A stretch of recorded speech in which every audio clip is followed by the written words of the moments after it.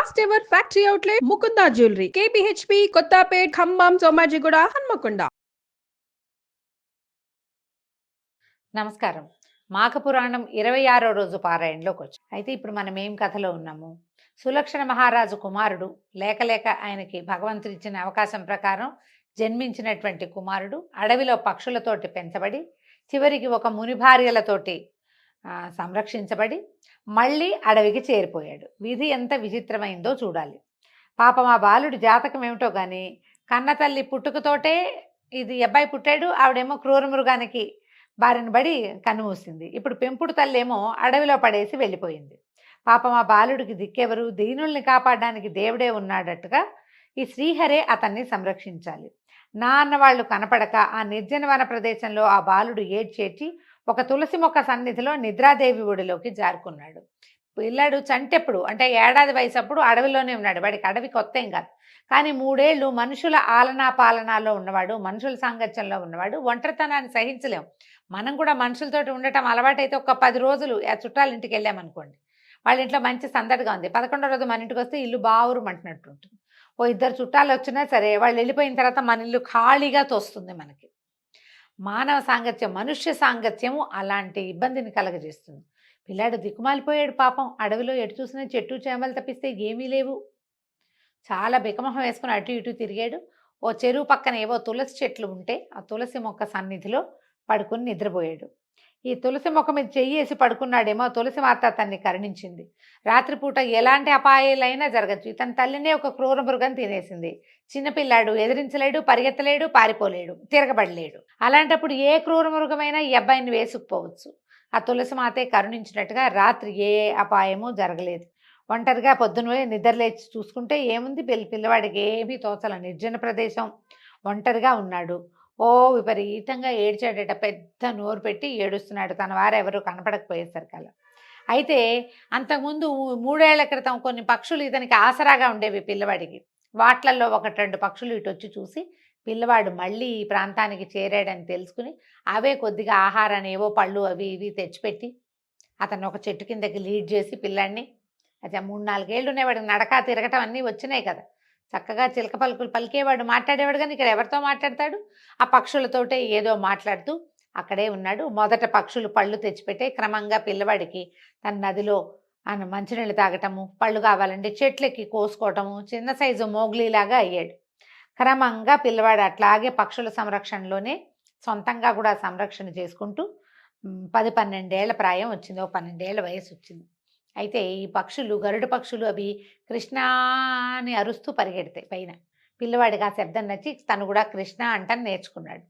ఆ కృష్ణ అంటుంటే వాడికి ఒక సంతోషం కలిగేది. అక్కడి నుంచి ఈ అడవి పై భాగంలో కిన్నరులు, చారణులు వాళ్ళు కూడా నారాయణ నామస్మరణ చేస్తూ, కృష్ణ నామస్మరణ చేస్తూ, శివనామస్మరణ చేస్తూ వెళ్తూ ఉండేవాళ్ళు.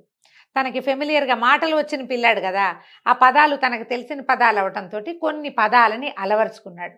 ఆ పదాలనే పదే పదే అంటూ ఎప్పుడు నిత్యము భగవన్నామస్మరణ చేసేవాడు. అయితే వాడికి బాధగా ఉండేది. ఆశాపాశాలతో, నిరాశ నిస్పృహలతో చాలా సతమతం అవుతూ ఉండేవాడు. ఎవ్వరూ లేకుండా ఈ ఒంటరిగా ఉండటం అది వాడికి నచ్చేది కాదు. చాలా దుఃఖపడుతూ ఉండేవాడు. అయితే ఏమైంది, ఒకసారి కృష్ణ కృష్ణ కృష్ణ అనుకుంటుంటే ఏదో కాంతి వలయంలాగా కనపడిందట కంటి ముందు, పొట్టి నామస్మరణతోటి. అప్పుడు ఇతనికి ఏమనిపించింది, ఆ కాంతిలో ఎవరో తనతో మాట్లాడుతున్నారనిపించి భగవంతుడిని అడిగాడట. ఓ శరణాగత వల్లభ, జగద్రక్షక, నా జీవితం ఇంతేనా? నేను ఇలా అడవుల పాలై ఉండవలసిందేనా? నాలాంటి మనుషులతోటి సంచరించే అవకాశం నా జీవితానికి లేదా? నేను ఈ అడవిలో ఒంటరిగా నిరాశతోటి, తోడు లేకుండా ఇలాగే నేను జీవించాలా? నేను నా వారిని కలవలేనా? నా జీవితం ఇంతేనా అని పరిపరి విధాలుగా ప్రశ్నిస్తూ దుఃఖించాడు. దుఃఖిస్తే అప్పుడు ఆ వెలుగులోంచి అతనికి ఒక ఆకాశవాణి వినపడింది. ఏమని చెప్పింది? కుమారా, బాధపడద్దు. దగ్గరలో ఒక సరస్సు ఉన్నది కదా, మాఘమాసం ప్రవేశించింది, నిన్నటి నుంచో ఇవాళ నుంచో వచ్చిందనమాట.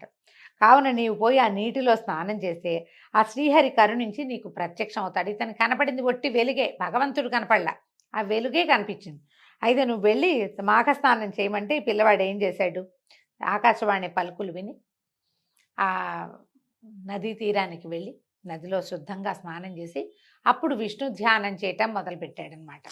అయితే ఈ రాజకుమారుడి అకళంక భక్తి శ్రద్ధలకు, నిర్మల ధ్యానానికి మహావిష్ణువు సంతోషించి లక్ష్మీదేవితో సహా ప్రత్యక్షమయ్యాడట. కుమారా, నిష్కల్మషమైన నీ నిరుపమాన భక్తికి మెచ్చాను. నీకేం వరం కావాలో కోరుకో, ప్రసాదిస్తానన్నాడు. అంతట బాలుడు ఏమడిగాడు? స్వామి, నేనెవరో నాకు తెలీదు, నా తల్లిదండ్రులు ఎవరో తెలీదు. ఊహ తెలిసినప్పటి నుంచి నేను కష్టాలే అనుభవిస్తున్నాను, కానీ సుఖం అనేది తెలీదు. తల్లిదండ్రుల ప్రేమానురాగాలకి నోచుకోలేదు. ఆప్యాయంగా అక్కును చేర్చుకునే వాళ్ళు ఒక్కళ్ళైనా లేరు. ప్రకృతి వెడిలో పెరిగిన నాకు ఏమీ తెలీదు. భగవంతుణ్ణి భక్తితో భజించడం తప్ప మరొకటి తెలీదు. కాబట్టి మీ పాద సన్నిధిన నన్ను బతకనియండి. మీ సాన్నిధ్యం తప్ప నాకు ఇంక ఏదీ వద్దు. భగవంతుణ్ణి చూసేసరికల్లా అమ్మ కావాలి, నాన్న కావాలి అని అడగరండి. కొంత జ్ఞానం వచ్చిన వాళ్ళు మామూలుగా మనం ఒట్టిగా మనం ప్రతిమా విశేషాల ముందు కోరుకుంటున్నాం అనుకోండి, ఈ పని అవ్వాలి, ఆ పని అవ్వాలి అని ఆయన ఏదో పెద్ద ఆఫీసర్ లాగా మన కోరికల చిట్టా అంతా చెప్పుకుంటున్నాం. కానీ ఒక్క మాట భగవత్ సాన్నిధ్యం లభించేసరికల్లా జ్ఞానచక్షువులు తెరుచుకుంటాయి. ఎవరికైనా జ్ఞానం వచ్చేస్తుంది. అప్పుడు నాకు ఇది కావాలి, అది కావాలి, ఈ పనులు కావాలి అలాంటి ఆలోచన ఉండదు, దేహాభిమానం ఉండదు. ఇంకా ఏ సాన్నిధ్యం అయితే మనకు అప్పుడు లభించిందో అదే శాశ్వతం కావాలని కోరుకుంటారు.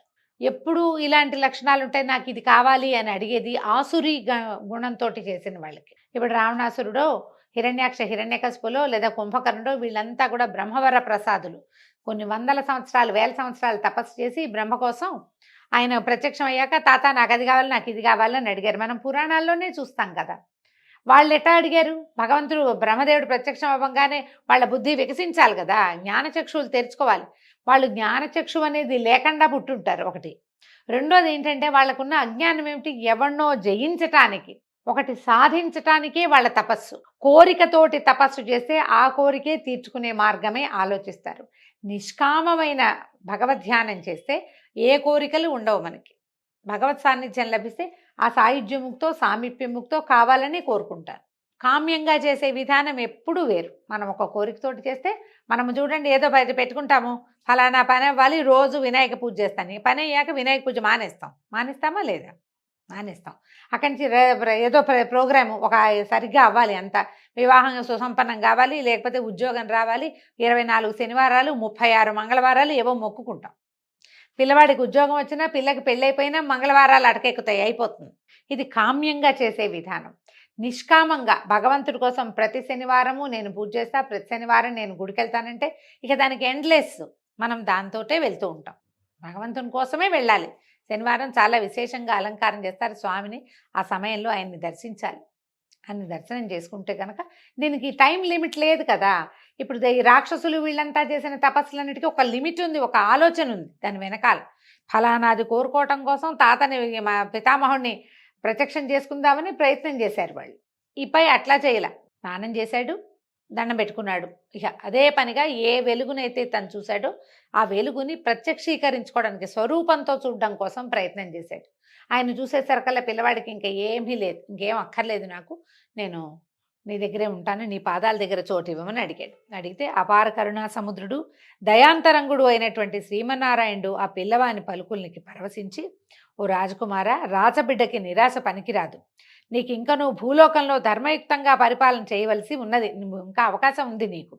నీ తండ్రి రాజ్యమునేలే ధర్మప్రభువైన సులక్షణుడు, అతడు వృద్ధుడయ్యాడు. కనిష్ట భార్య మరియు నీ తల్లి అయినటువంటి ఆమె ఎక్కడ పోయిందో తెలియక తల్లడిల్లిపోతున్నాడు. పుట్టిన బిడ్డ ఏమయ్యాడునని పుట్టెడు దుఃఖంతో ఉన్నాడు. కాబట్టి నువ్వు నీ తండ్రి దగ్గరికి వెళ్ళి కన్న తండ్రి రుణం తీర్చుకో అంటూ అక్కడికి సమీపంలోనే తపస్సు చేసుకుంటాం ఒక మునీశ్వరునికి అప్పగించి భవిష్యత్ కార్యాన్ని ఆయనకి స్వప్న నిర్దేశం చేశాడు. ఫలానా సరస్తీరంలో 12 సంవత్సరాల కుమారుడు ఒకడున్నాడు. ఆ పిల్లవాడిని తీసుకెళ్లి సులక్షణ మహారాజుకు అప్పచెప్పి నా ఆజ్ఞగా అతన్ని కుమారునిగా స్వీకరించమని, అతడు సులక్షణుని యొక్క కుమారుడు అని చెప్పమని ఒక ముని గారికి ఈ పనిని అప్పచెప్పేసి మునీశ్వరుడికి ఆయన విష్ణువు అంతర్ధానమయ్యాడట. అప్పటికే పుట్టిన బిడ్డ, ఆఖరి భార్య ఇద్దరు ఏమయ్యారో తెలియని వృద్ధ సులక్షణ మహారాజు తీవ్ర మనస్తాపంతో ఆశ చావక 12 సంవత్సరాలు గడిచినా కూడా ఇంకా వారి కోసం వెతికిస్తూనే ఉన్నాడు. ఎక్కడైనా భార్య పిల్లవాడు దొరుకుతారేమో అని వెతుకుతూనే ఉన్నారు. ఈ బిడ్డ మీద బెంగతో, అంటే తన రాజ్యానికి ఉత్తరాధికారి అని భావించాడు గర్భస్థ శిశువు. పిల్లవాడు దొరకపోయేసరికల్లా ఈ పై వాళ్ళకి పిల్లలు పుట్టే అవకాశం ఎలాగూ లేదు. మంత్రించిన పండు దొరికింది ఒకటి, ఆ ఒకదాని ఫలితము ఆవిడ గర్భంలో ఉంది. ఆవిడేమో పిచ్చెత్తి వెళ్ళిపోయింది. ఏమీ చేయలేక ఆయన అట్లా దిగులు పడుతూ చాలా దుఃఖంతో ఉన్నాడట. ఈ సమయంలో మునీశ్వరుని వెంట ఈ 12 సంవత్సరాల రాకుమారుడు వెళ్ళాడు. ఈ ముని బాలుడి వృత్తాంతమంతా రాజుకు విన్నవించాడు.